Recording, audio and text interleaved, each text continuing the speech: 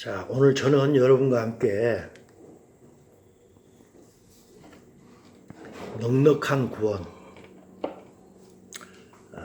부제로는 하나님의 본성에 참여하는 자라는 제목으로 전주에 이어서 말씀을 나누기를 원합니다. 우리가 알다시피 기독교 신앙의 가장 큰 바탕은 믿음이죠. 이 땅에 오신 예수님께서 인간이시지만 하나님이시다는 믿음. 그리고 그 예수님께서 하늘에서 이 땅에 오셔서 우리 인간의 죄를 대신 지기 위해서 십자가에서 죽으시러 오셨고, 죽으셨고 3일 만에 부활하셨고, 그리고 하늘 보좌 우편에 가셨고, 조금 있으면 다시 하늘에서 이 땅에 오실 것. 그리고 이 땅에 오셔가지고 우리와 함께 새하늘과 새 땅에서 영원히 사는 게 된다는 그런 믿음을 가지고 오는 구원을 받았습니다. 근데 성경을 자세히 들여다보면은 이 믿음 위에 우리 한국 사람으로 표현하자면 떡 위에 멋을 얹어놓은 고명이라고 있지 않습니까? 그 고명이 좀 있는 것 같은 그런 느낌이 듭니다. 그런 고명을 얹어서 우리의 믿음을 더욱더 굳게 해주고 공고히 하는 것을 발견할 수가 있다고 생각합니다. 그 고명은 무엇일까요? 오늘 저희들이 베드로 후서 1장 1절부터 11절을 읽었습니다. 거기에서 보면은 어떤 특별한 단어가 여러 번 나온 것을 우리가 알 수 있습니다. 예수 그리스도를 알므로 이 단어가 여러 번 나왔습니다. 그래서 저는 그 고명이 알미라는 단어로 생각을 하고 있습니다. 그것은 예수를 믿고 난 후에는 아라는 이야기죠. 근데 그때 알미라는 게 영어로 노우로 돼 있죠. 난리지로 되어 있는데 헬라어로 보면 에피기노스코라는 단어가 되어 있습니다. 에피기노스코는 에피 플러스 기노스코입니다. 기노스코가 우리가 안다는 난리지입니다. 근데 에피라는 접두사가 붙었습니다. 그래서 그것은 뭐냐면 난리지 안다는 것은 일단 지식적이고 피상적이고 표면적인 알미인데 에피기노스코가 들어가면 깊이 아는 것을 이야기합니다. 제가 이 집사님을 압니다. 그건 난리지입니다. 기노스코입니다. 근데 우리 안 집사님께서 이 집사님을 아는 것은 저하고 다른 알미입니다. 그것을 에피기노스코라고 합니다. 그래서 훨씬 깊이 알고 본질적으로 아는 걸 이야기합니다. 마치 우리가 생일날 케이크를 켜는데 케이크 위에 촛불이 있을 때 그 케이크가 더 빛나는 것 같은 것입니다. 그런데 대개의 경우 우리 인간이란 사람이란 알면 알수록 실망하게 되잖아요. 너무 결점이 많고 인간이란 연약하기 때문에. 그런데 하나님 예수님은 다릅니다. 예수님은 너무 완전하신 분이죠. 그래서 예수님은 알면 알수록 우리의 믿음이 더욱더 세지게 됩니다. 예수님을 알면 알수록 우리의 예수님이란 사랑이 더욱더 많이 올라가게 됩니다. 예수님을 알면 알수록 예수님을 더 의지하게 됩니다. 예수님을 알면 알수록 예수님께 복종하게 되고 충성심이 더 생깁니다. 그리고 마지막으로는 예수님을 알면 알수록 그분을 닮고 싶은 생각이 듭니다. 왜? 너무너무 좋으신 분이고 완전하신 분이기 때문에. 사도 바울은 이렇게 이야기를 합니다. 에베소 4장 13절입니다. 우리가 다 하나님의 아들을 믿는 것과 아는 일에 하나가 되어 온전한 사람을 이루어 그리스도의 장성한 분량이 충만한 데까지 이르리니. 참 어려운 말입니다. 어렵습니다. 단순하게 표현하면 우리가 믿는 것 당연하다 이겁니다. 예수 그리스도를 믿는 것 그리스도인으로서 당연합니다. 그런데 알라고 하는 것입니다. 알았을 때 너희가 온전한 사람이 되어서 그리스도의 장성한 분량이 충분한 데까지 이른다는 것입니다. 믿는 것도 훌륭하지만 거기다 알을 더했을 때 우리가 하나님께서 우리에게 원하시는 진정한 하나님의 아들이 된다는 것입니다. 그래서 오늘 베드로 후서에서 알미라는 걸 그렇게 강조한 것입니다. 그러면서 사도 바울은 에베소 이렇게 말을 썼으면서 빌립보서 4장에 가서 자기는 어떤가? 에베소 교인들에게 늘 이래라 했으면서 자기는 어떤 마음을 가지고 그리스도인이 됐는가를 표현하는 게 있습니다. 예수 그리스도를 알고자 하는 그 강한 심정을 고백했던 게 있습니다. 빌립보 3장 7절 8절입니다. 제가 읽겠습니다. 그러나 무엇이든지 내게 유익하던 것을 내가 그리스도를 위하여 다 해로 여긴다 했습니다. 여기서 내게 유익하던 건 뭡니까? 바리새인, 유대인이었던 것, 유대교를 자랑했던 것, 그걸 다 해로 여기고 그리스도를 알게 원한다는 것입니다. 그러면서 또한 8절에 가면 또한 그것뿐 아니라 모든 것을 해로 여긴다고 했습니다. 자기가 알고 있는 모든 것을 아무것도 아닌 것으로 여긴 것은 왜 그러느냐? 내 주 예수 그리스도를 아는 지식이 가장 고상하기 때문이라고 했습니다. 예수님을 아는 게 이 세상 어떤 것을 아는 것보다 더욱더 고상하다 했던 것입니다. 내가 그를 위하여 모든 것을 잃어버리고 배설물로 여긴다고 했습니다. 사도 바울은 왜 이런 고백을 할 수 있었을까요? 오늘 우리가 갈라디아서 2장 20절 찬송했습니다. 어떻게 해서 사도 바울은 그런 심정이 들어왔고, 어떻게 해서 왜 사도 바울은 내 모든 것을 포기하고 예수 그리스도를 알기를 원한다, 이 말이 들었을까요? 이런 마음을 가질 수 있었을까요? 그것은 사도 바울은 예수님께 대해서 확실히 알았기 때문입니다. 확신이 있었기 때문입니다. 하늘나라가 분명하게 있다는 건 확신이 있었기 때문입니다. 그러나 이 사도 바울과는 반대로 예수님을 알긴 알았지만 절반만 알고 절반은 잘 모른 채, 그런 채로 열심만 냈던 사람들이 있었습니다. 전주에 이야기했던 바리새인들입니다. 바리새인들이 처음부터 그랬던 건 아닙니다. 바리새인들은 바벨론 포로 생활을 했을 때 유대인들 중에서 어떤 사람들이 있었습니다. 그들은 왜 우리가 하나님을 믿는데 왜 우리가 이렇게 바벨론의 포로가 되어서 왔을까? 이방 민족에게. 왜 그랬을까를 연구했었습니다. 그러다 보니까 그들이 깨달은 것은 우리가 하나님을 섬긴다 했지만 하나님 말씀대로 못 살았던 게 아니야 라는 생각이 들었습니다. 그래서 앞으로는 우리가 하나님 말씀 잘 지키자 해가지고 하나님 말씀에 이것이 있는데 이걸 더 잘 지키기 위해서는 어떤 바운더리를 쳐야 될 게 아니냐. 또 바운더리를 쳐야 많은 울타리를 만들었습니다. 그래서 본질은 이것인데 이 본질을 지키기 위해서 많은 울타리를 만들어가지고 그 본질을 지키려고 했던 것입니다. 그러다 보니까 600여 개가 넘는 율법을 만들었습니다. 그러다 보니까 나중에는 의도는 좋았는데 본질은 없어져버리고 이것만 나왔던 것입니다. 본질을 흐렸던 것입니다. 바리새라는 의미는 뭔가요? 바리새인, 그런 바리새라는 뜻은 나는 너희들과 달라, 그 뜻입니다. 나는 거룩한 자야. 나는 이렇게 율법을 지키기 때문에 나는 거룩한 자야. 너희들과 달라 한 게 바리새라는 뜻입니다. 그들은 하나님의 법을 잘 지키기 위해서 애를 썼지만 본질을 모른 채 곁가지만 붙잡고 늘었었던 자들입니다. 그래서 잠언 19장에서는 이런 말씀이 있습니다. 지식이 없는 소원은 선하지 못하다고 했습니다. 영어로 보면 zeal without knowledge입니다. 아는 것이 없이 열심만 내는 것. 그거 있지 않습니까? 알지는 못하면서, 알기는 알되 정확히 알지 못하면서 열심만 내는 것. 그것은 선하지 못하다고 했습니다. 바리새인들이 그랬던 것입니다. 그걸 우리는 흔히 맹종이라고 그러고 맹신이라고 그러죠. 그런 자들은 해악을 끼치죠.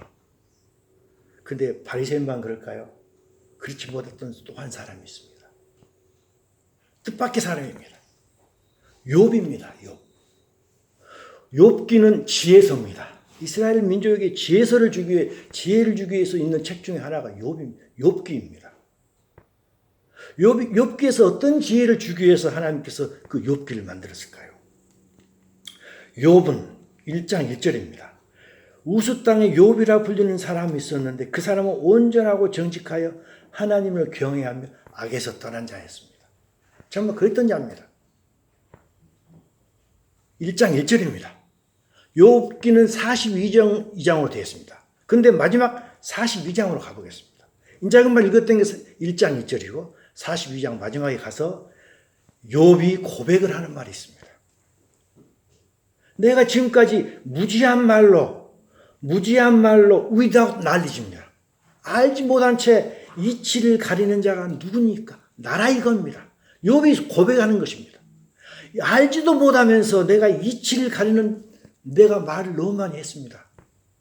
나는 깨닫지도 못한 일을 말하였고 스스로 알지도 못하고 헤아리기도 어려운 말을 내가 지금까지 했던 게 접니다. 하나님 용서해 주십시오 라고 하는 이야기입니다.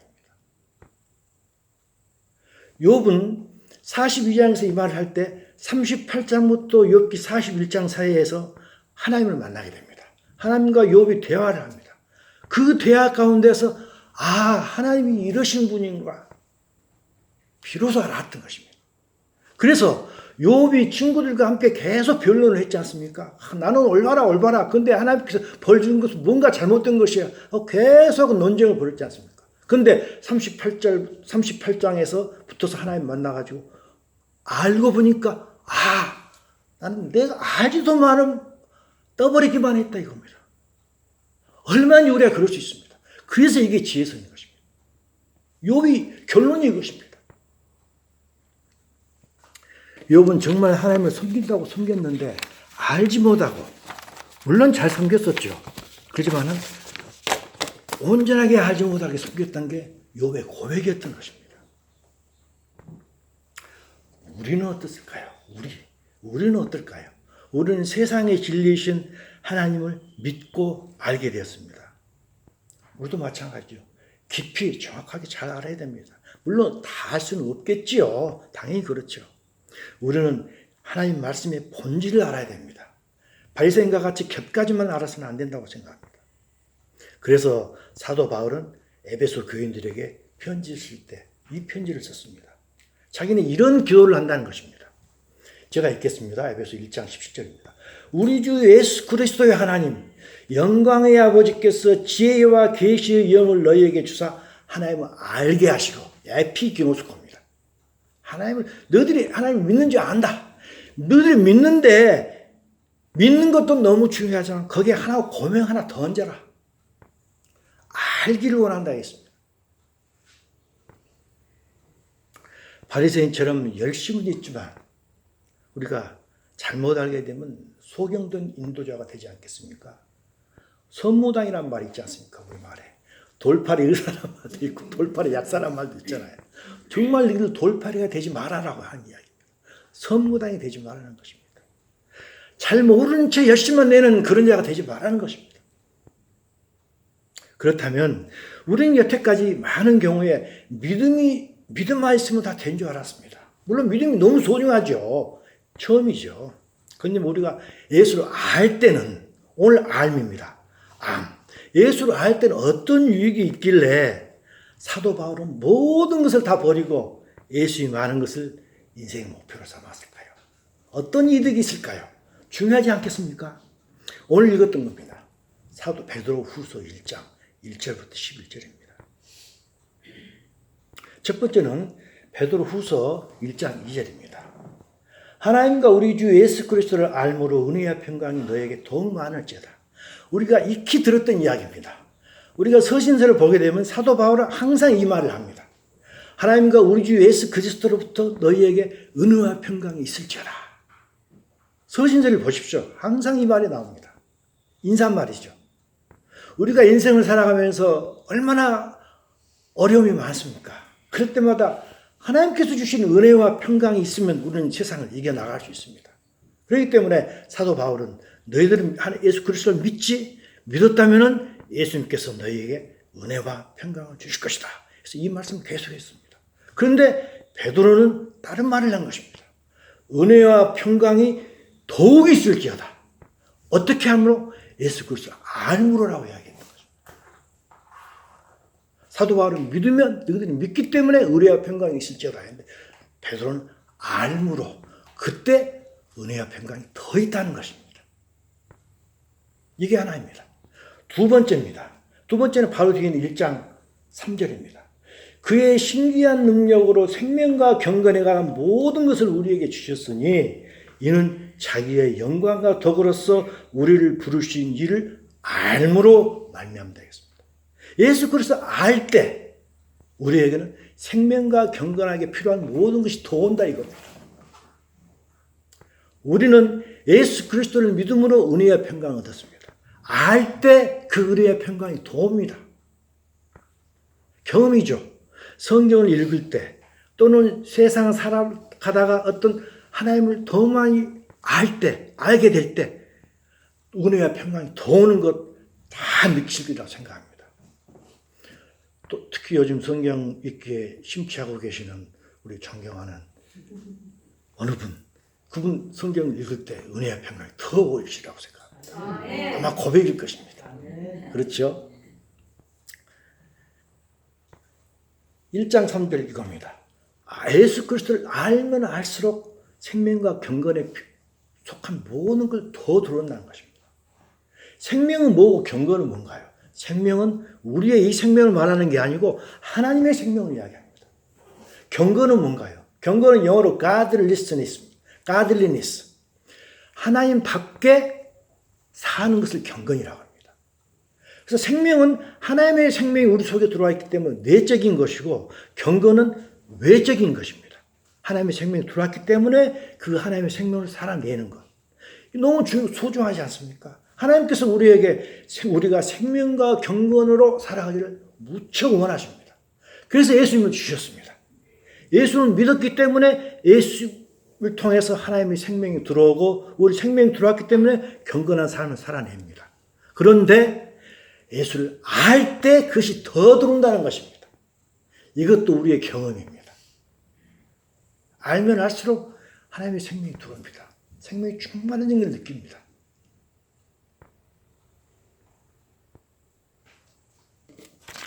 그 다음 세 번째입니다.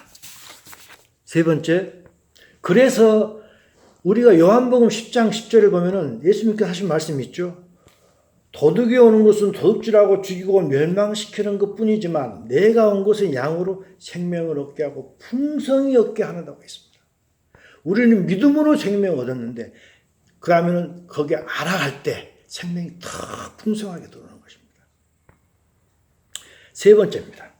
또 뭐가 있을까요? 제가 읽겠습니다. 베드로후서 1장 4절입니다. 계속 읽어가고 있습니다.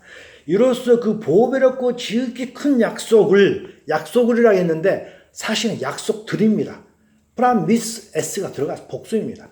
약속들을 우리에게 주사 이 약속으로 말미암아 너희가 정욕 때문에 세상에서 썩어질 것을 피하여 신성한 성품, 영어로 divine nature입니다.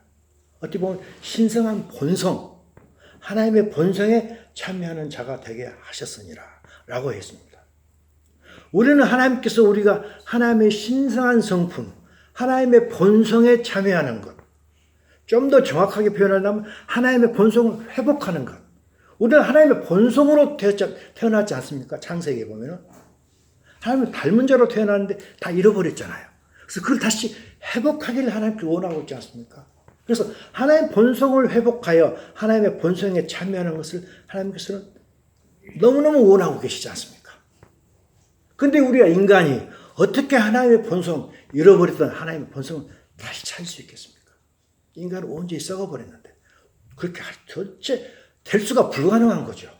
그렇기 때문에 하나님께서는 지극히 큰 약속들을 우리에게 주신 것입니다. 그 약속을 주셔가지고 그 약속들로 인해서 우리는 살아갈 수 있는 것입니다. 그 약속이 뭔가요? 여러 가지만 든다면 몇 개만 들겠습니다. 내가 너희들과 함께 하겠다는 약속. 함께 하기 때문에 우리는 신성한 성품에 참여할 수 있는 것입니다. 또 너에게 성령을 주겠다는 약속. 성령이 있기 때문에 우리는 이 하나님의 신성한 성품에 참여할 수 있는 것입니다. 하늘나라를 주신다는 약속, 영생을 주신다는 약속, 이 모든 약속, 우리가 신성한 성품에 참여할 수 있도록 하는 어떤 도구들을 주신다는 거죠. 도구들을 알 때, 모르면 우리는 도구가 모르는데 어떻게 도구를 사용할 수 있겠습니까? 그런 약속들을 알므로 말미암아 우리는 더욱더 하나님의 성품에 참여하게 될 것입니다. 커다란 이점이 있는 것입니다.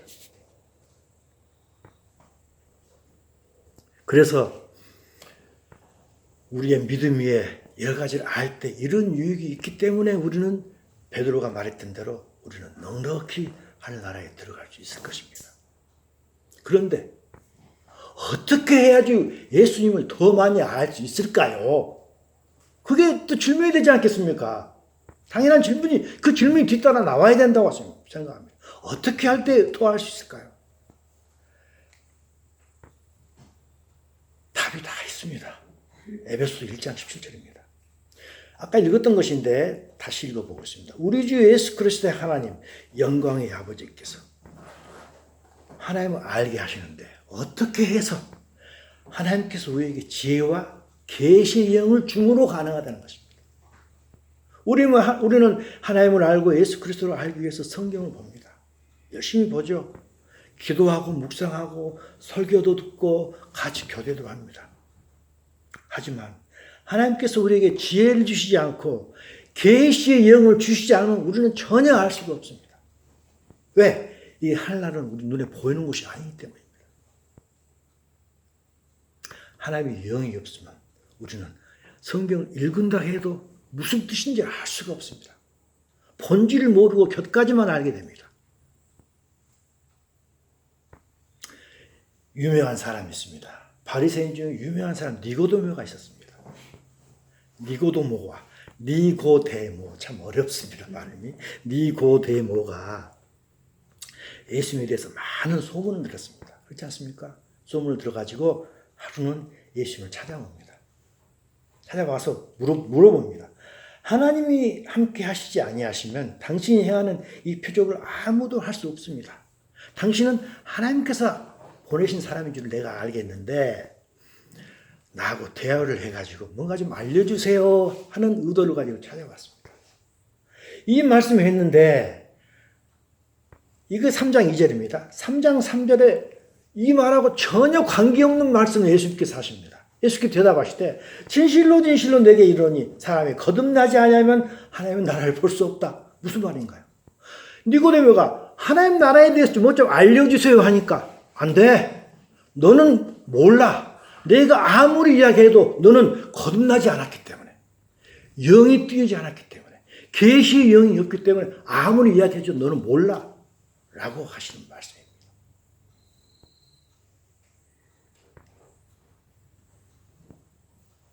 하지만 이 말 거듭나지 않는다, 거듭나야 된다는 말을 듣고 니고데모가 뭐라 하겠습니까? 우리가 어떻게 어머니 태로 다시 들어갈 수 있습니까? 하는 엉뚱한 말을 하게 됩니다. 영적인 말을 전혀 이해를 못했던 거죠. 하지만 저희들은 다행히도 영이 살아난 자입니다. 그래서 하나님이 보이고 하늘나라가 보입니다. 그리고 영이 살아있기 때문에 성경이 읽어집니다. 그러나 문제가 있습니다. 어떤 사람에게는 하나님이 뚜렷하게 보이고 하늘나라가 정말 뚜렷하게 보이고 확신이 있고 어떤 사람은 좀 흐리게 보입니다. 어떤 사람은 성경을 읽으면 기쁨이 있지만 어떤 사람에게는 졸음만 옵니다. 왜 그럴까요? 왜 그럴까요? 우리에게는 눈이 두 개가 있습니다. 두 눈이 한꺼번에 초점이 모여야지 그게 해석이 될 것입니다. 근데 한쪽은 영적으로 뛰어 있는데 한쪽은 계속 이쪽만 보였다. 눈이 이렇게 어떻게 초점이 모아집니까? 알 수가 없죠. 성경 읽어도 해석이 잘 안 됩니다. 그리고 또 기도를 해도 세상적 유익을 위한 기도를 끄집어낼 것입니다. 예수님이 잘 안 보일 것입니다. 그래서 예수님께서 하나님께서 사도 예수님 요한에게 보여준 그림이 있죠. 계시록 3장 16절입니다. 네가 이같이 미지근해가지고 뜨겁지도 않고 차지도 아니하면 내가 너를 토해내버린다고 2000주도 이야기했었습니다. 그럼 우리는 어떻게 해야 될까요? 세상과 그리스도와 어떻게 밸런스를 잘 맞춰야 될까요? 어렵죠. 흔히 우리는 밸런스 그러면 시소를 생각합니다. 50대 50 생각합니다. 50대 50의 밸런스가 하나님께서 원하시는 밸런스일까요? 각자 나름대로 생각하는 게 있으리라고 생각합니다. 하나님께서 주시는 각자의 믿음의 분량에 의해서 밸런스를 정해지라고 생각합니다. 그래서 우리는 영안이 열린 자가 되었습니다. 그래서 이제는 점점점 예수를 많이 알아갑니다. 예수를 많이 알아가다 보니까 예수님께서 어떻게 살았던가 하나님의 성품, 예수님의 성품을 알게 됩니다. 어떻게 살았던가를 알게 됩니다. 예수님께서 어떻게 살으셨나요? 이 땅에 오셔가지고 많은 덕을 쌓았습니다. 우리 다 알잖아요. 많은 덕을 쌓았고 예수님께서는 항상 절제를 하며 살았습니다. 절제를 하며 살았고 예수님께서 또 항상 인내했습니다. 유대인들이 그렇게 자기를 안 믿어도 참고 저들이 나를 모릅니다. 몰라서 나를 죽이니 용서해 주십시오. 계속 인내했고 예수님께서는 하나님이시기 때문에 정말 경건한 삶을 살았고 예수님께서는 그 유대인들, 정말 예수님을 발로 찼던 그 유대인이지만 그들에게 사랑을 보이셨고 친구로서 우애를 보이셨던 그 예수님입니다. 우리는 그 예수님을 알 때 예수님께서 그렇게 했기 때문에 우리는 그 예수님을 알면 할수록 예수님을 닮아가게 되어 있는 게 우리 사람입니다. 그래서 베드로 후서에 이 말이 나온 것입니다. 우리는 이미 믿음을 갖고 있었습니다. 그리고 예수 그리스도 아는 지식을 가져올 때 지금 이 말이 나온 겁니다. 너희가 더 힘써서 너희 이미 갖고 있는 믿음에 예수 그리스도가 쌓았던 덕을 너희도 쌓으라는 것입니다. 그럼 덕의 지식을 우리는 예수 그리스도 믿는 압니다. 이 지식을 이야기하고 있습니다. 지식에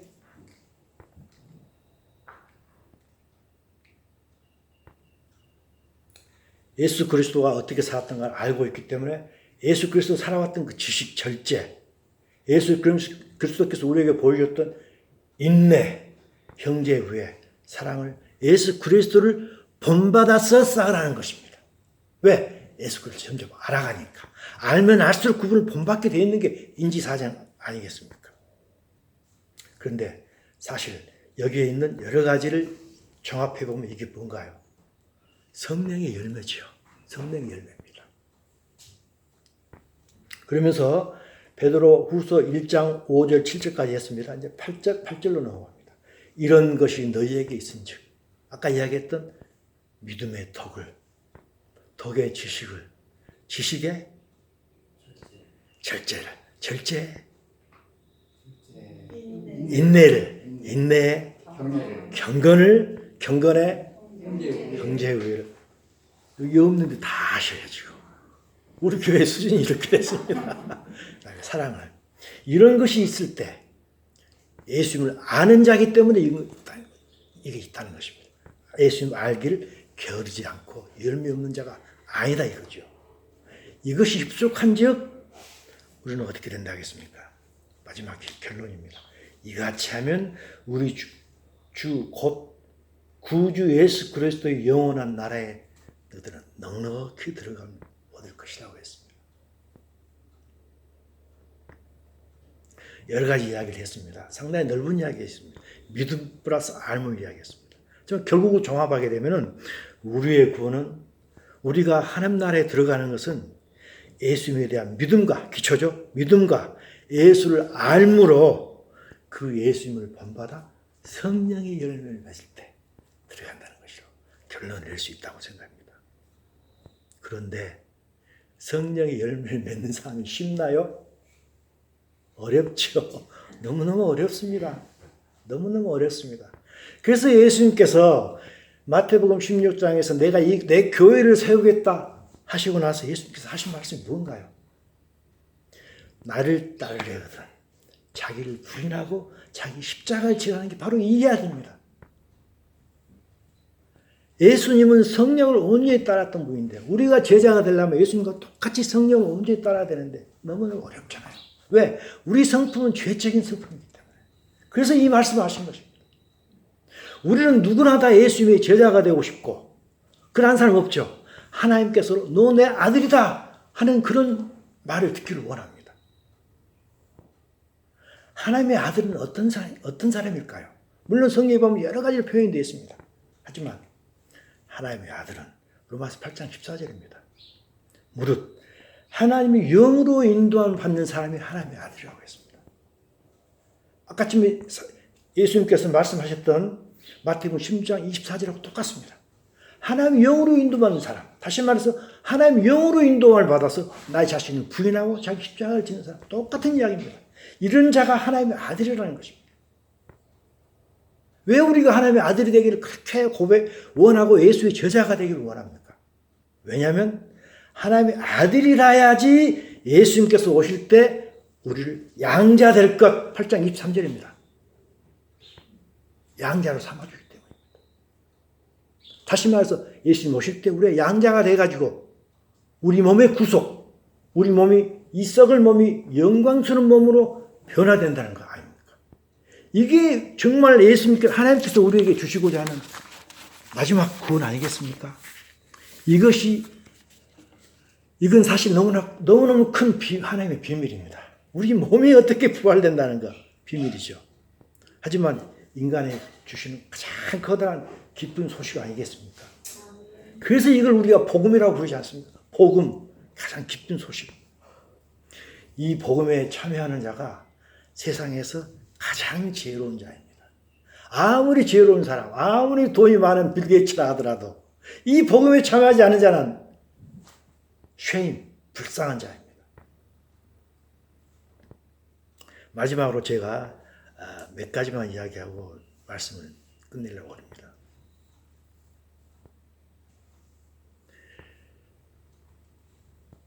이 복음으로 취할 수 있는 자가 가장 지혜로운 자인데 성경에서 어떤 사람을 지혜로운 자라고 하는지 몇 구절을 제가 뽑아봤습니다. 고린도전서 이야기입니다. 아무도 자기 자신을 속이지 말라. 너희 중에 누구든지 이 세상에서 지혜 있는 줄로 생각하거든 어리석은 자가 되라. 세상에서 나는 지혜로운 자다 하려고 하거든 어리석은 자가 되라는 것입니다. 그래야 지혜로운 자가 되리라. 하나님 안에서 지혜로운 자가 되기 위해서는 세상에서 어리석은 자가 되라는 것입니다. 무슨 말인가요? 세상 사람들 보기에 저희들은 예수라는 사기꾼에 속임을 당하는 사람 같을 거예요. 그렇죠?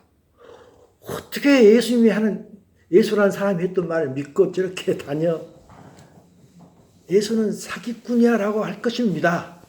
세상적인 말로 표현한다면 우리는 예수님께 속임을 당하는 것 같은 어리석은 자가 되라는 것입니다. 세상 사람들 보기에 바보 같은 자가 되라는 것입니다. 우리는 세상 사람들 보기에 예수라는 그 사람에게 속임을 당하는 것 같은 어리석은 자입니다. 그래서 이 자리에 나왔습니다. 그럴 때가 정말 지혜로운 자라고 이야기했습니다. 또 지혜로운 자는 어떤 자일까요?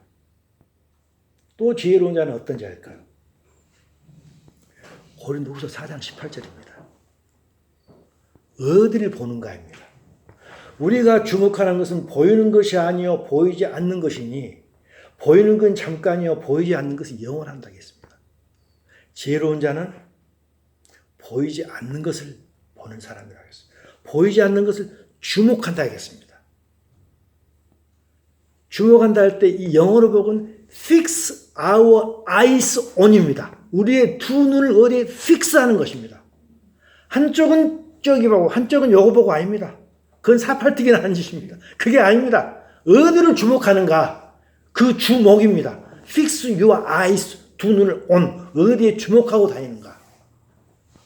우리가 주목하는 것은 보이지 않는 곳입니다. 왜?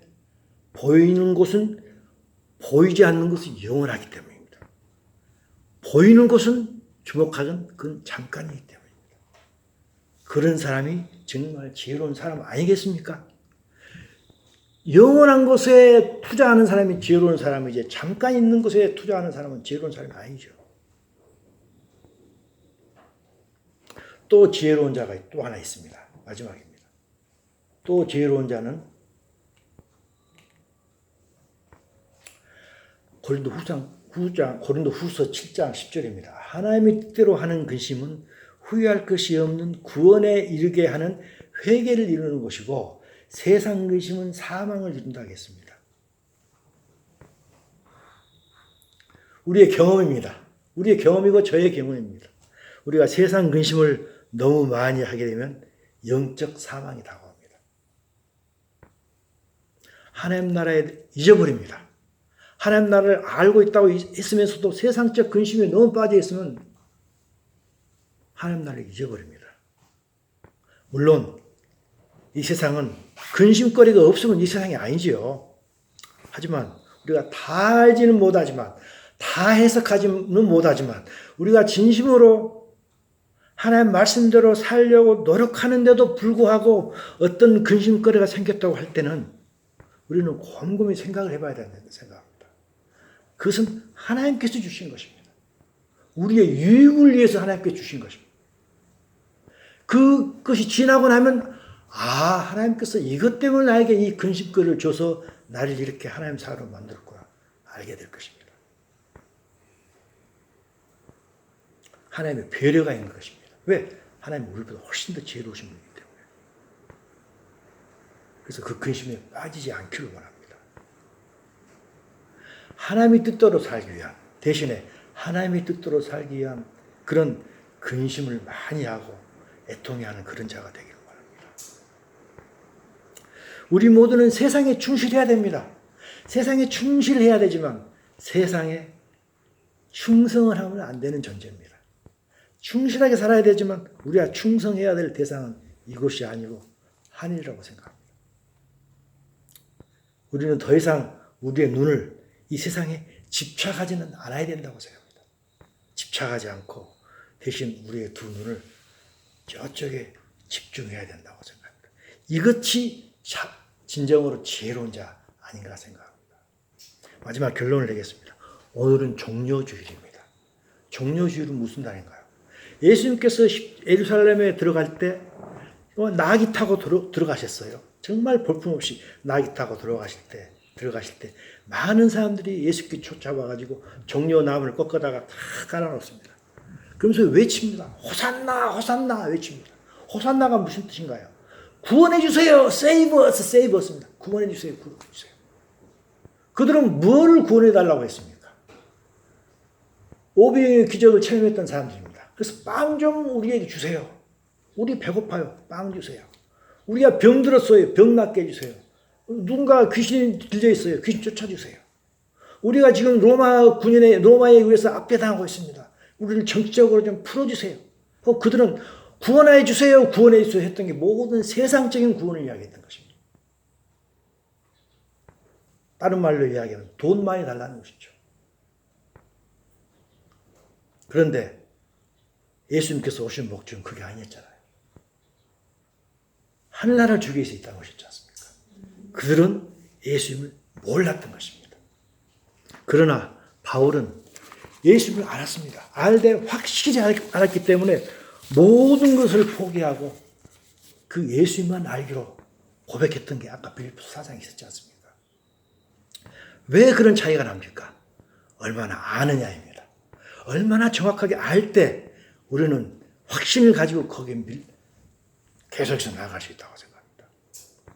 우리 모두 세상적으로 정말 어리석은 자가 돼서 세상에 믿지 않는 그 하나님을, 예수님을 우리의 진정한 크리에이터, 창조주로 믿고 세이비어, 구주로 믿고 또한 우리의 로드, 우리의 주인으로 믿고 또 그분을 우리의 재물이나 우리의 아내나 남편보다 더 많이 앞서면서 또 그분을 더욱더 많이 알면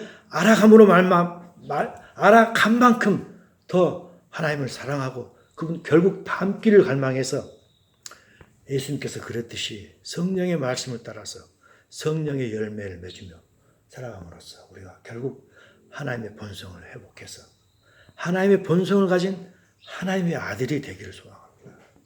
결국 예수님 다시 오실 때 하나님의 영원한 나라에 정말 넉넉히 들어가는 우리 모든 마을관 식구들이 되기를 간절히 소망합니다.